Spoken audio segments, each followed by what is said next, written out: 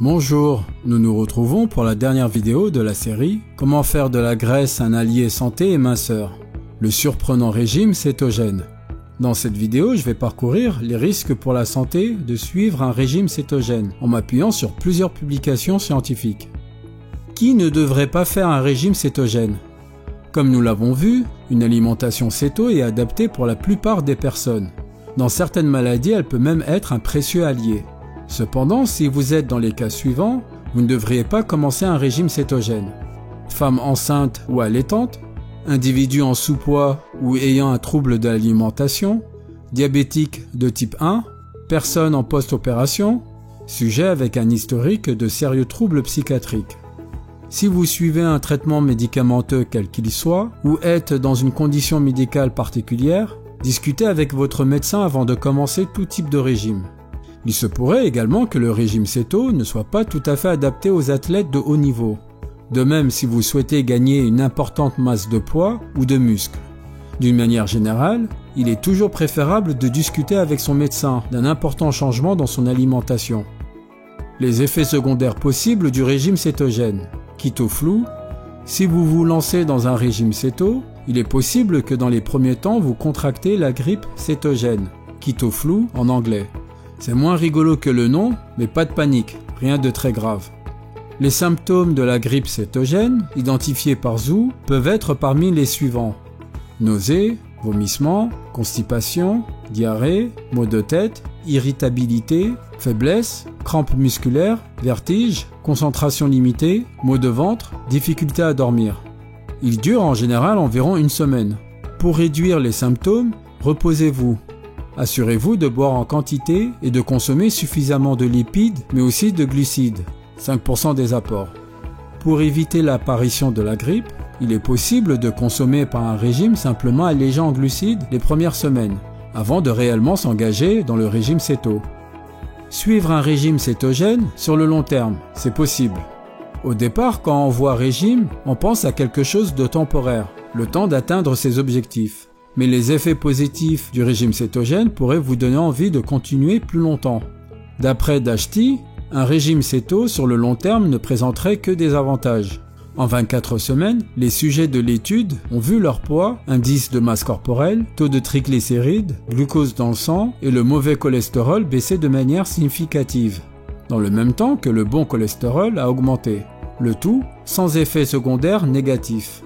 Mais en parlant régime avec votre entourage, vous avez sûrement entendu certains s'écrier « Attention aux carences ». Ils ont raison. Comme toujours, notre alimentation se doit d'être maligne pour éviter toute carence.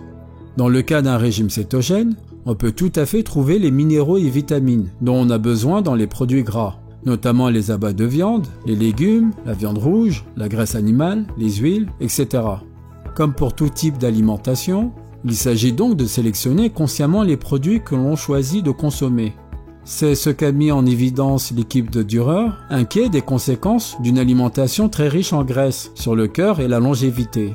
Pour une réduction des risques, le mieux est de s'assurer les apports en protéines et graisses à partir d'aliments comme les légumes, les noix et le pain complet. Alors en dosant intelligemment, on dit oui au régime céto sur le long terme. Prêt à vous lancer dans la Keto Life? Voici mes 8 derniers conseils.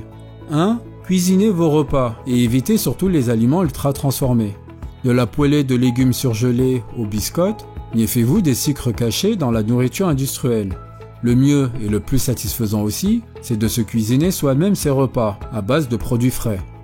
2. De l'eau ou des boissons chaudes non sucrées. Voici ce que l'on veut trouver dans la gourde d'un céto accompli et en grande quantité. 3. Variez les plaisirs et les apports. Je ne le dirai jamais assez, même si vous pourriez ne manger que ça, le jambon et le fromage ne sont pas les seules sources de lipides. 4. Les légumes feuilles. Faciles à repérer, épinards, salades et autres blettes sont vos alliés cétogènes.